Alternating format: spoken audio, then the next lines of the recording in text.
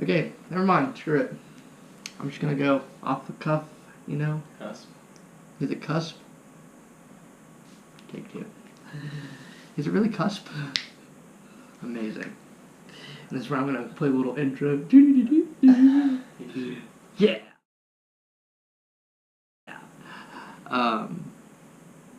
Alright, well, welcome to my first movie review. My roommate and I just saw Ready Player One, a film by Steven Spielberg, and it was very good.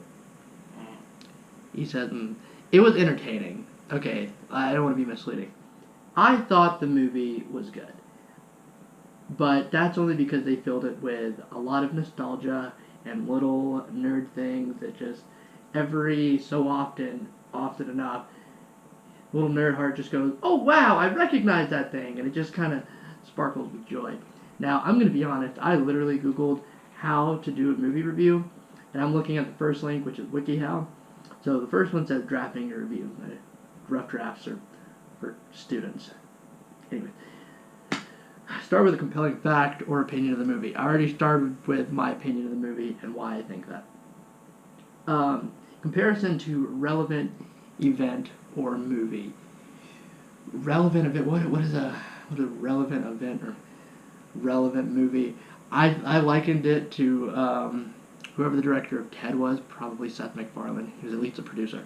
I likened it to the reason that people like those, which is because they use just little tidbits of nostalgia, and people, was it really Seth MacFarlane? It was Seth MacFarlane. Wow, I have a fact checker and everything. Wow, I feel so legit.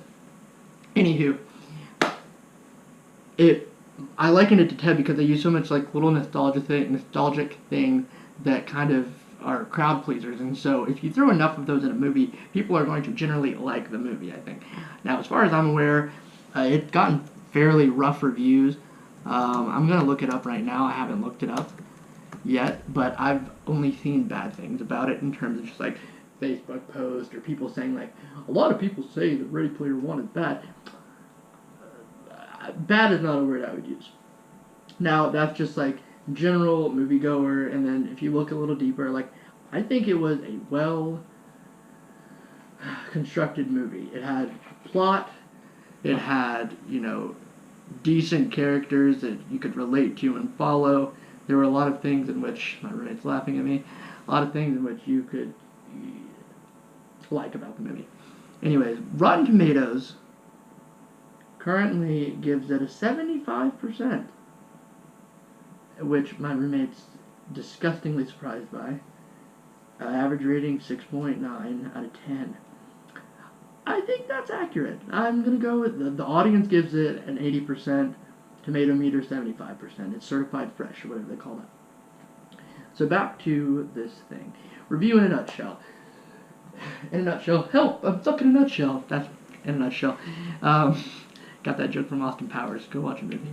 I would say that despite having no, like, big actors or actresses in the movie, I think you can just use the word actors to describe male and female in one group, but without having any big actors for a long period of time on the screen, I think that it was a good movie, and the characters that were in it took us along the story of this guy named Wade Watt.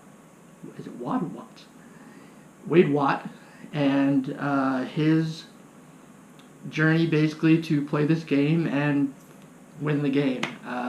This game is this virtual reality oasis of a place, some would call it, and they go in and basically anything goes is kind of how they describe it. More on that later. But he goes through and there's this hidden game that the creator of the game made that basically like you have to find 3 keys. Once you find these 3 keys, you win the game and you get this prize. I won't totally spoil it. That's just a basic plot of the movie. He runs into some people.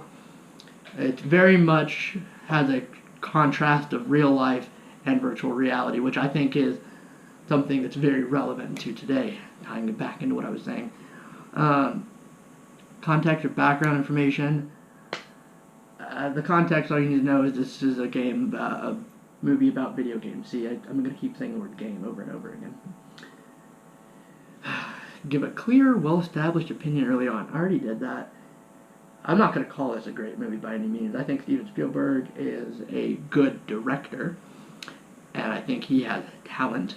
I think he was smart when making this movie. I think he looked at Ted and things like Ted and said, wow, these people just throw nostalgia nuggets, that's what I'm going to call these, nostalgia nuggets into movies. People like these movies. People go see these movies. They did well enough to make a Ted 2. If Seth MacFarlane can do it, I can do it. I'm Steven Spielberg. He was smart enough to recognize that, and once you realize that, he did it. And I think if that's what he was going for, he did a great job. So that's what I'm going to say. I think this is a good movie. Now, will I purchase this movie? No. I would watch it again if it was on Netflix, which I don't think it'll go directly to Netflix. I think this will actually go to DVD, stay on DVD for a minute, and then in a little bit go to Netflix. I do think, however, I would watch this again. I would watch it on Netflix. I might even buy it when it's a little cheaper in the future. But that's just how I do things. I have a movie collection over there, which I'll show you in a moment. Maybe never, I don't know. Write a review, great, bad, blah, blah. Move beyond the obvious plot analysis. So let's go and do plot analysis, and then we'll go into this stuff. So on the way back, we already started talking about some not necessarily plot holes, but some problems that we have with the movie. Like I said earlier, when they start off the movie, there's a narration, and he's basically describing the Oasis as this anything goes place, and while that's not saying a lot, that's saying everything that we basically need to know as an audience. There's this virtual reality that anything goes. Once you're in there, you can do anything. Now, there's a problem with this in that when you don't necessarily lay out the rules, there becomes chaos, which is what happens anytime there aren't any rules. Because the rules were so loose, I don't feel like they backtrack at any point where like, oh, like we didn't make rules here, so we're just going to abuse the fact that we didn't make rules. It's just they kept going with the whole, there's not really any rules, so let's just be as not rule heavy as we need to be. Which is actually a total coincidence considering what the creator of the game thought about rules. Anyways, this is probably going to get into some spoiler stuff, so I'm going to put a number right here. This is the part of the video that you can go to without spoilers, and I'll wrap up the video. 5, 4, 3, 2, 1. So in the movie there is the IOI, and they're basically, what did you call them? There's a rogue corporate group? Yeah. Rogue police force, government agency that does what they want without consequences. They basically function as their own deal just because they're the number 2 company in the world, assumably right behind Gregarious. They never explain that, but that's the assumption and what they lead you to believe. Now, we had a problem with, or John, my roommate, had a problem with the IOI basically just going around and trying to kill people, whether or not they actually killed somebody, which they did, but the fact that they were able to bomb an entire just little stack. You've seen the movie if you're watching this, so you know what I'm talking about. But also the fact that like they just marched into where Samantha was living and with guns. Like, were they really gonna kill these children? Like, I mean, granted, children. I say children. They were people. I could say people. They were at least 18, assumably. But anyways. Another problem you have was they jumped around a little bit. What did you say? They jumped around a lot? A lot? It was sloppy. It was sloppy. He said it was sloppy. You heard it first. A problem that he had, I also had. I voiced this audibly in the movies. There were 4 people total in there, including the 2 of us. When she was in his office, obviously, like, yeah, you gotta be a little lenient for a movie, and, like, you need the plot to progress, so obviously they let her escape whatever, but that's a little horseshit. Excuse me. And my problem was, like I mentioned earlier, was explaining the rules and limits. So, I think where this really shines the most, and where I was really just thinking, like, this would be a good time to know what the limits are. two key points. The first one is I'm going to continue talking about the battle at the end. There were no flying vehicles. There were flying things, like 2 or 3 of them, but we saw that they had like things that flew in the Oasis, but for some reason they didn't have things that flew during the big battle scene, which I have a bit of a problem with.